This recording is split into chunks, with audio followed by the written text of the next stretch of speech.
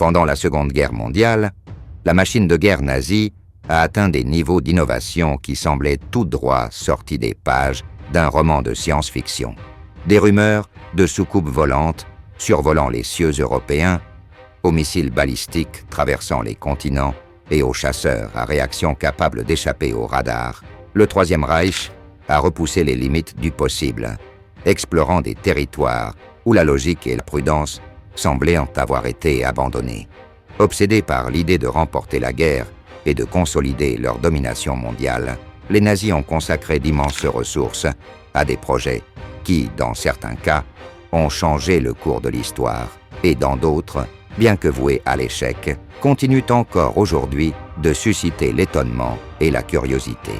De l'énergie nucléaire qui les a presque conduites à construire la bombe atomique, aux machines gigantesques comme le char Maus et le supercanon V3, nous explorerons comment ces superarmes, certaines réelles et d'autres encore entourées de mystères, représentent les secrets les plus sombres et fascinants de la technologie nazie.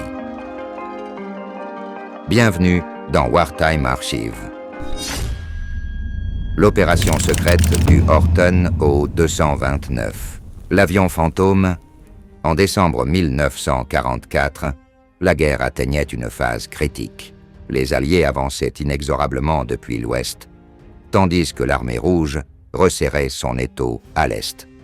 Dans ce contexte, le Troisième Reich, désespéré de trouver un avantage technologique, se tourna vers les frères C. Horten et leur projet d'un avion semblant tout droit sorti d'un roman futuriste, le Horten O-229, conçu pour voler quasiment indétectable par les radars.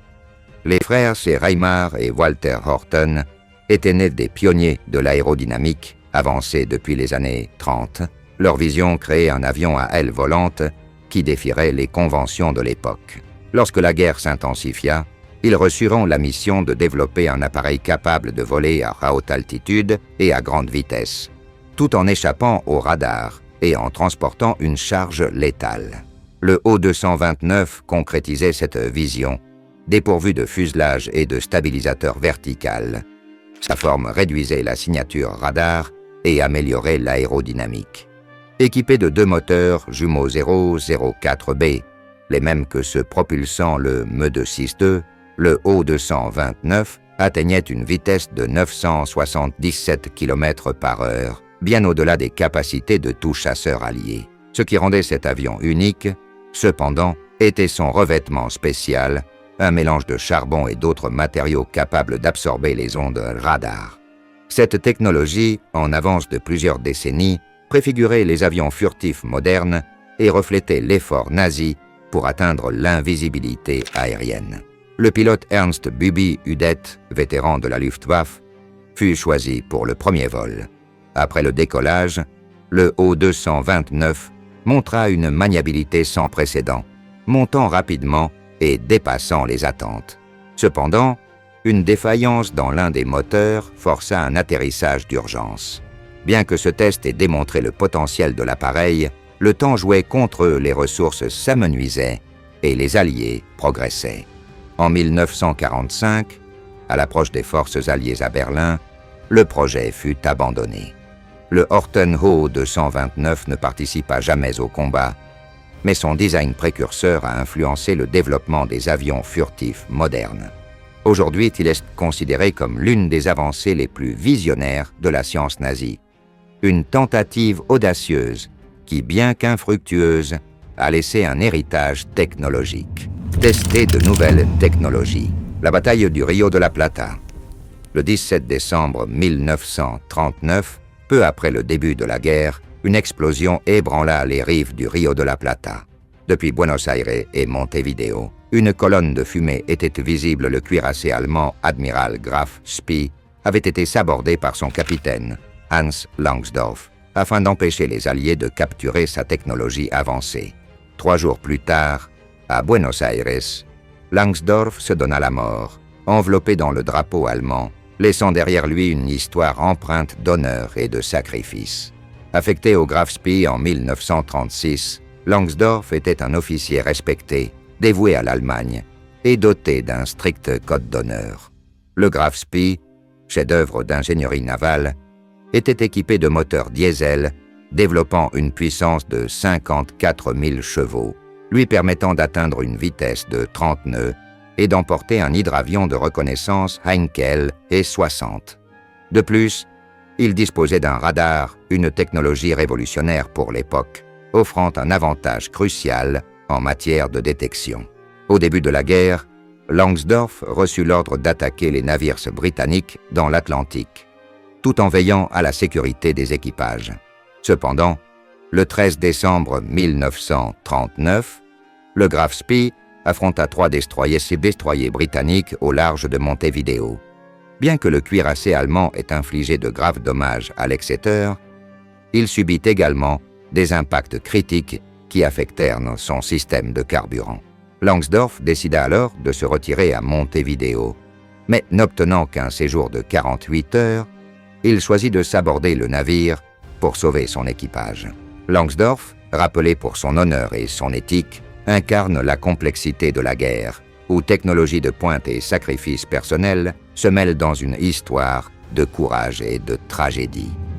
Terreur sous la mer, la guerre sous-marine allemande. Le Graf Spee n'était qu'une des nombreuses innovations navales de l'Allemagne, mais aucune n'a semé autant de terreur que les sous-marins U-boot. Bien que les sous-marins ne soient pas une nouveauté, ils devinrent, pendant la Seconde Guerre mondiale, des armes redoutables, coulant 221 navires ennemis en seulement 4 mois. Avec plus de 1200 U-boot construits, l'Allemagne mena la guerre sur tous les océans, défiant la suprématie alliée.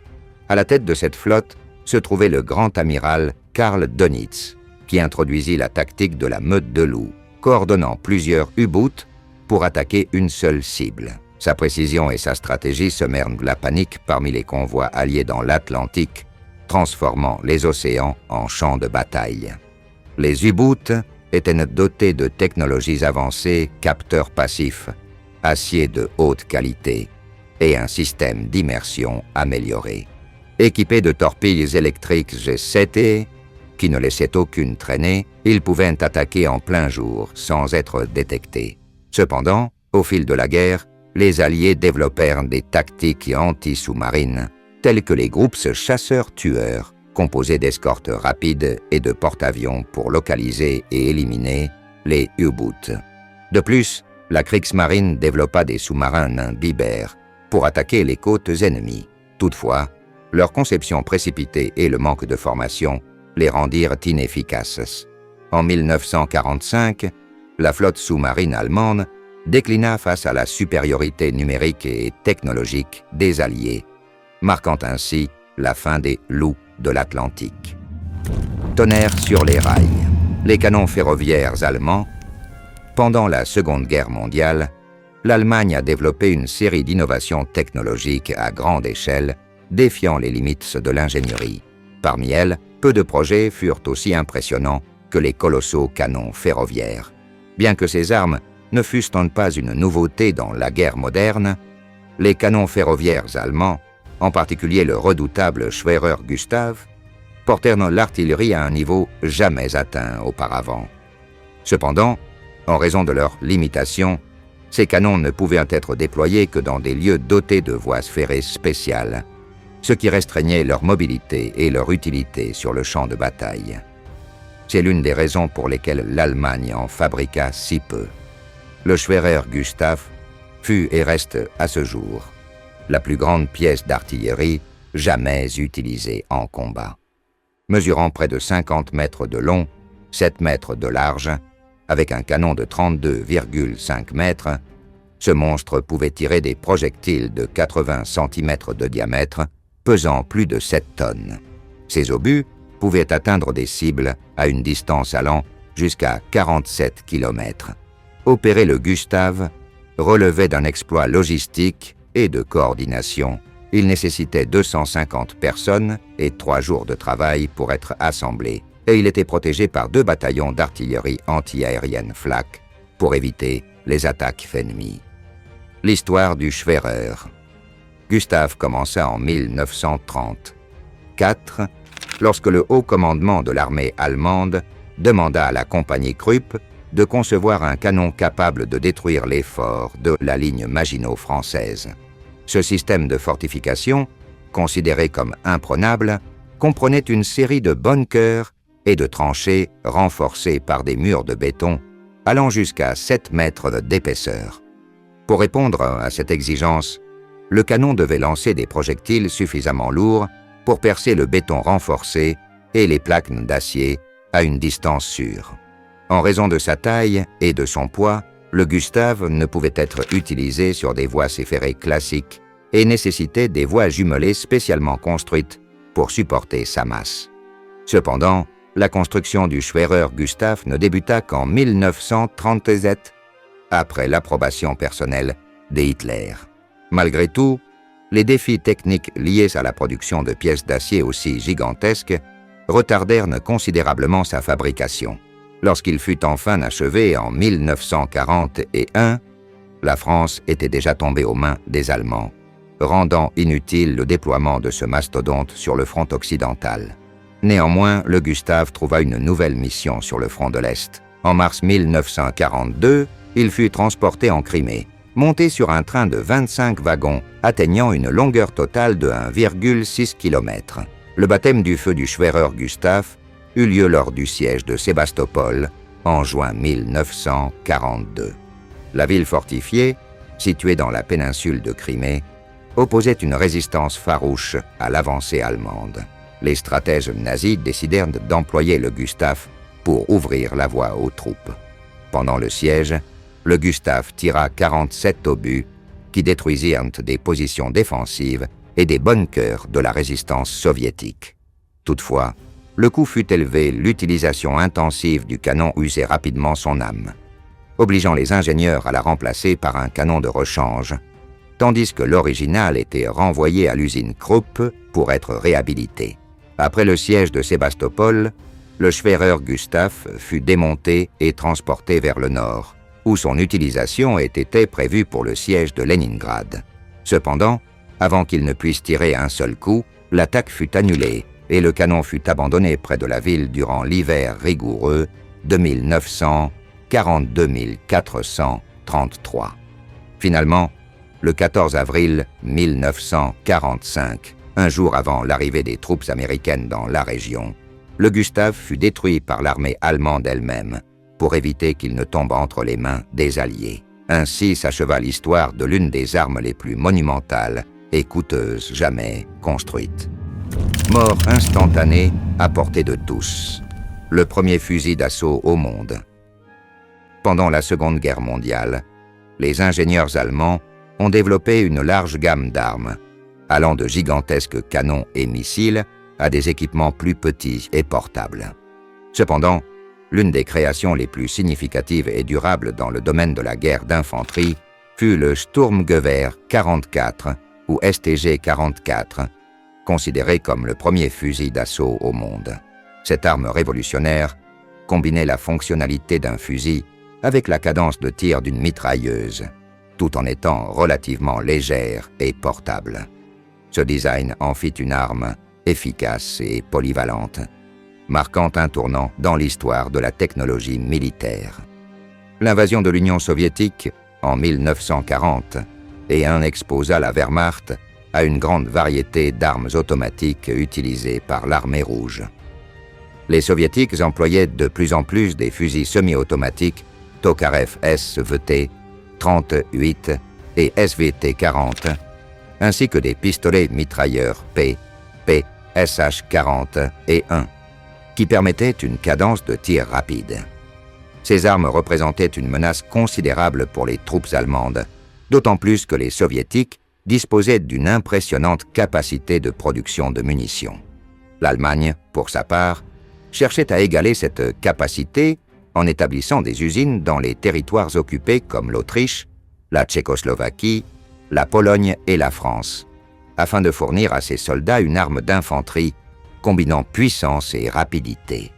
Les premières tentatives allemandes pour développer des armes semi-automatiques, telles que le Gewehr 40 et 1, ne furent pas concluantes. Ces armes présentaient des problèmes opérationnels sur le front, et leur production ne pouvait répondre à la forte demande. De plus, plusieurs essais d'introduction de mitrailleuses légères et de fusils automatiques échouèrent en raison de la difficulté à contrôler le recul des puissants fusils Mauser en mode automatique.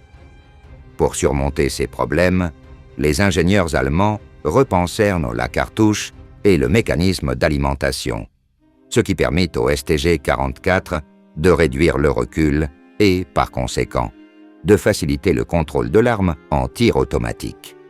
Cette innovation permet aux soldats allemands d'utiliser le tir automatique de manière efficace à des distances de combat réelles, une avancée décisive dans les armes légères d'infanterie. Le STG-44 résulta d'une réflexion approfondie sur les besoins tactiques sur le champ de bataille. La combinaison de la cadence de tir, de la précision et de la facilité d'utilisation en fit une arme idéale pour les affrontements rapprochés et à moyenne distance, particulièrement dans les combats urbains et dans les tranchées, où une réponse rapide était cruciale. Son design compact, associé à sa puissante cartouche intermédiaire, en faisait un outil indispensable pour les soldats de la Wehrmacht. L'influence du STG-44 ne se limita pas à son utilisation pendant la guerre, mais posa les bases pour le développement des fusils d'assaut modernes dans le monde entier. Cependant, le développement de l'armement allemand ne se limita pas au STG-44. Pendant la campagne sur le front de l'Est, les températures extrêmement basses de l'hiver 1940 et imposèrent des problèmes supplémentaires aux armes des soldats allemands. Les lance-flammes, un outil crucial pour nettoyer les positions fortifiées et les tranchées ennemies, fonctionnaient mal dans des conditions de froid extrême. Le système d'allumage à hydrogène du modèle initial, Flammenwerfer 35, échouait souvent dans de telles conditions. Cet obstacle incita les ingénieurs allemands à développer un lance-flamme plus fiable et efficace, le Flammenwerfer 41. Le Flammenwerfer 41 était une version améliorée de son prédécesseur, avec un design plus léger et un système d'allumage mieux adapté au climat assez froid. Pesant environ 18 kg, il était plus facile à transporter sur le champ de bataille. Son mécanisme utilisait un mélange de goudron et d'essence, connu sous le nom de Flammel 19, qui était projeté à travers une torche manuelle reliée à un réservoir porté sur le dos de l'utilisateur. Chaque réservoir contenait jusqu'à 11,8 litres de ce combustible, ce qui donnait au lance-flamme une portée effective de 32 mètres 105 pieds. Pendant la guerre, plus de 64 000 unités de Flammenwerfer 41 furent produites, et son efficacité en combat rapproché en fit un outil clé pour les soldats allemands. La création d'armes comme le STG-44 et le Flammenwerfer 41 reflètent la capacité de l'Allemagne à innover et à s'adapter aux exigences du conflit. Bien que ces armes n'aient pas suffi à changer le cours de la guerre, le design et la fonctionnalité du STG-44 influencèrent le formidable développement futur des fusils d'assaut, tels que l'AK-47 soviétique, qui adopta des principes similaires. Ces innovations, poussées par les circonstances extrêmes de la guerre, posèrent les bases d'une nouvelle ère dans le design des armes légères, consacrant le STG-44 comme le premier fusil d'assaut au monde et laissant un héritage qui perdure encore aujourd'hui. Expérience futuriste ratée. Tous les projets nazis ne réussirent pas à briller sur le champ de bataille. Pendant la Seconde Guerre mondiale, la propagande du Troisième Reich popularisa le concept des Wunderwaffen, ou armes miracles, dans le but de renforcer le moral de la population et de projeter l'image d'une Allemagne technologiquement invincible. Cependant, bon nombre de ces super-armes ne dépassèrent jamais le stade du prototype, ou, lorsqu'elles furent néanmoins déployées, ne le furent qu'en quantité si limitée qu'elles n'eurent aucun impact réel sur l'issue de la guerre. Voici un aperçu de quelques-uns des projets les plus ambitieux mais aussi les plus infructueux qui, bien que semblant tout droit sortis d'un récit futuriste, finirent par être un gaspillage de ressources et d'efforts. Le Panzerkampfwagen Maus, le géant immobile. Le Panzerkampfwagen 8 Maus, conçu par Ferdinand Porsche, fut le fruit du désir d'Hitler de construire un char super lourd indestructible, capable de dominer n'importe quel champ de bataille. Proposé pour la première fois en 1942, le Maus représentait le summum de l'ingénierie des blindés du Troisième Reich. Avec un poids de 188 tonnes, il était presque 3 fois plus lourd que le Tiger. Cependant, peu d'officiers du haut commandement allemand partageaient la vision d'Hitler concernant l'utilité de cette machine colossale. Les essais commencèrent en 1943, mais le Maus rencontra des problèmes mécaniques constants, en particulier dans son système de transmission. Ses chenilles, actionnées par des moteurs électriques, ne permettaient qu'une vitesse maximale de 19 km/h, 12 miles par heure. Le Maus était équipé d'un canon principal de 12,8 cm et d'un blindage frontal atteignant 240 mm d'épaisseur, le rendant presque impénétrable en théorie. Cependant, sa lenteur et sa faible maniabilité en faisaient une cible facile sur un champ de bataille moderne. Bien que des plans aient été élaborés pour produire 150 unités, seuls 2 prototypes furent achevés et aucun ne fut utilisé au combat. Le Maus, malgré son allure impressionnante, devint un symbole de la surestimation et du manque de pragmatisme qui caractérisait certains des projets d'armement nazis. Le V3, le supercanon silencieux. Le V3, troisième des fameuses armes de vengeance, était un canon massif conçu pour bombarder Londres à une distance de plus de 160 km, 100 miles. Ce projet reposait sur un principe de chambres multiples où des charges secondaires étaient déclenchées le long du canon principal pour augmenter la vitesse du projectile. L'objectif était de construire un complexe souterrain à Mimoyek, dans le nord de la France, avec 25 tubes de canon enterrés dans des tunnels inclinés, protégés par une épaisse dalle de béton. Le V3 devait être capable de tirer jusqu'à 600 projectiles par heure, frappant Londres en continu et causant des destructions à grande échelle. Cependant, les Alliés découvrirent le site et, pensant qu'il faisait partie du programme des fusées V2, menèrent une série de bombardements sur Mimoyek en 1943. Finalement, une attaque aérienne, le 6 juillet 1944, détruisit le complexe et le V3 ne tira jamais un seul projectile sur Londres. Ce supercanon devint l'une des nombreuses initiatives coûteuses et infructueuses de l'Allemagne dans sa quête pour développer des armes à longue portée. Le Goliath, le mini-véhicule explosif. Une autre tentative d'innovation sur le champ de bataille fut le Goliath, un petit véhicule à chenilles télécommandé conçu pour transporter des charges explosives vers les positions ennemies. Le Goliath, également surnommé le Scarabée explosif, était disponible en 2 versions, une fonctionnant sur batterie et capable de transporter 60 kg d'explosifs, et une autre équipée d'un moteur à essence pouvant porter jusqu'à 100 kg sur une distance de 650 mètres. Son objectif principal était de détruire des bunkers, des positions défensives et des véhicules ennemis, et il était parfois utilisé pour déminer des champs. Bien que son design fût ingénieux, le Goliath se révéla peu pratique en combat. Il était lent, vulnérable au feu ennemi, et ses câbles de contrôle étaient facilement endommagés, ce qui immobilisait le véhicule sur le terrain. De plus, sa faible garde au sol le rendait susceptible de rester coincé sur des terrains accidentés. Malgré la production d'environ 2650 unités entre 1942 et 1944, le Goliath ne répondit pas aux attentes et devint un autre gaspillage de ressources. Les Allemands expérimentèrent également avec des versions plus grandes et contrôlées par radio, mais aucune ne parvint à avoir un impact significatif sur le champ de bataille. Le Messerschmitt Me-163 commet une fusée dans les airs.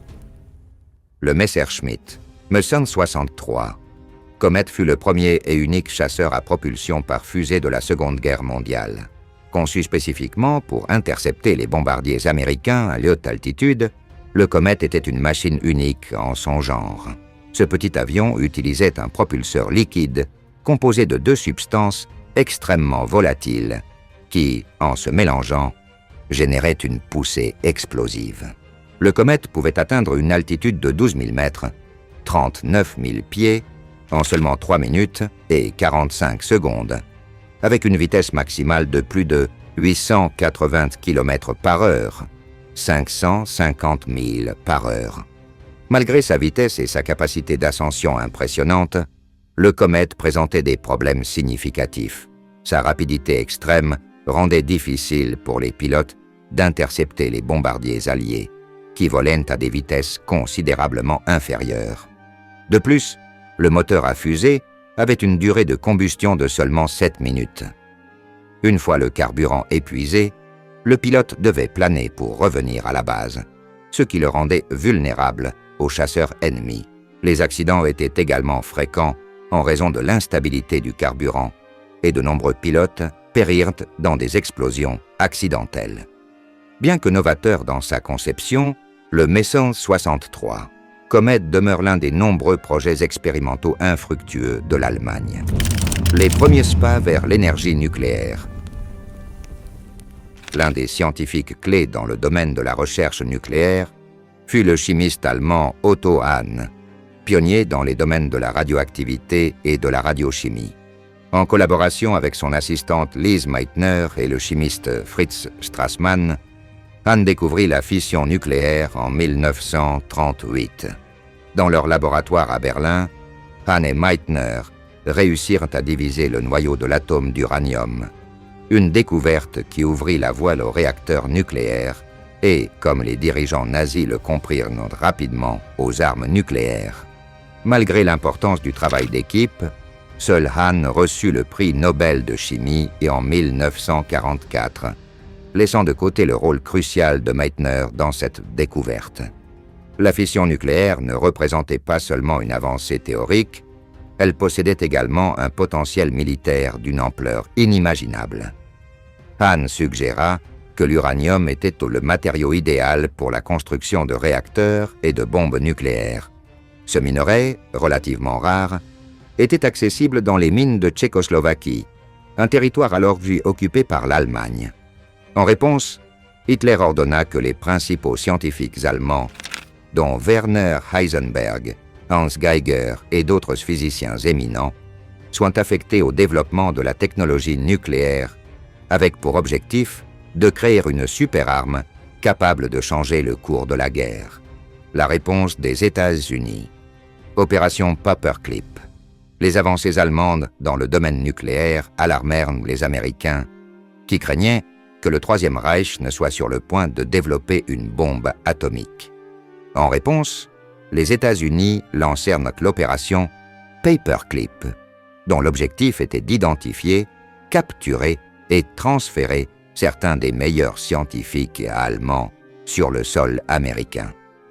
Ces derniers travaillèrent sur des projets tels que le projet Manhattan, sous la supervision de Robert Oppenheimer. Des mesures extrêmes furent même envisagées en 1943. Un agent américain fut envoyé à une conférence donnée par Heisenberg à Zurich. Sa mission consistait à écouter attentivement le discours. Et s'il décelait des indices montrant que les Allemands étaient proches de créer une bombe nucléaire, il avait pour ordre d'assassiner Heisenberg. Au final, l'agent n'agit pas, car la conférence ne révéla aucun progrès inquiétant. Bien que les scientifiques allemands aient progressé dans leurs recherches, le programme nucléaire nazi n'atteignit jamais la criticité artificielle, un pas crucial pour construire un réacteur fonctionnel ou une bombe atomique. Les volants d'Hitler mythe et réalité. Parmi l'ensemble des rumeurs et théories entourant les technologies secrètes du Troisième Reich, l'une des plus persistantes et énigmatiques concerne les soi-disant soucoupes volantes nazies. Selon ces théories, l'Allemagne, dans sa quête désespérée de victoire, aurait tenté de développer des aéronefs futuristes présentant des caractéristiques défiant la science de l'époque. Ces projets, bien que baignés de mystère, ont captivé l'imaginaire collectif et donné lieu à toute une série de mythes, de théories conspirationnistes et de fascinations historiques concernant l'éventuelle existence de vaisseaux en forme de disque. Le projet Haonebu est l'un des noms souvent associés à ces prétendus aéronefs. Selon des récits et documents dont l'authenticité n'a jamais été prouvée, le Haonebu aurait été une série de prototypes d'aéronefs circulaires développés par les SS sous la direction de Heinrich Himmler. Ces conceptions reposaient soi-disant sur une technologie avancée de propulsion antigravitationnelle. Un concept révolutionnaire qui, s'il était avéré, aurait permis la création d'appareils capables de manœuvres impossibles pour tout avion conventionnel. Cependant, aucune preuve concluante n'a été trouvée pour confirmer que les nazis aient réellement construit ou même testé un tel appareil. Les théories autour des soucoupes des nazis se lient également à Victor Schauberger, un ingénieur et scientifique autrichien spécialisé dans l'étude de la dynamique des fluides et du mouvement des vortex. Schauberger croyait en la possibilité de construire des moteurs basés sur l'implosion des fluides plutôt que sur l'explosion, un principe qui, selon certains récits, aurait pu conduire à des développements initiaux de technologies de lévitation ou de propulsion avancée. Bien que Schauberger ait travaillé sur certains projets pour le Troisième Reich, aucune preuve n'existe qu'il ait réussi à construire quoi que ce soit ressemblant à une soucoupe volante. Ces designs, pour la plupart, restèrent au stade de la recherche fondamentale et ne furent pas intégrés à l'effort militaire. Dans ce contexte, un autre projet souvent mentionné est celui de la Glock ou la cloche. Cet appareil, qui dans certains récits ressemble davantage à une machine expérimentale qu'à un aéronef, aurait été décrit comme un générateur d'antigravité, voire comme une machine à voyager dans le temps. Selon les théories, la cloche générait des champs magnétiques si puissants qu'elle pouvait léviter, tourner et défier les lois conventionnelles de la physique. Cependant, les preuves de ce projet sont pratiquement inexistantes. La majorité des références proviennent de récits d'après-guerre et de spéculations non vérifiées. Bien que ces prétendus projets suscitent une fascination, il n'existe ni documents ni preuves photographiques vérifiées pour étayer l'existence de soucoupes volantes ou de dispositifs antigravitationnels conçus par les nazis. Les rares documents évoquant des avancées comme le Haonebu ou la cloche ont été maintes fois remis en question par les historiens et experts, qui suggèrent que la majeure partie de cette narrative s'est développée après la guerre, influencée par la fascination croissante pour les ovnis et les théories conspirationnistes.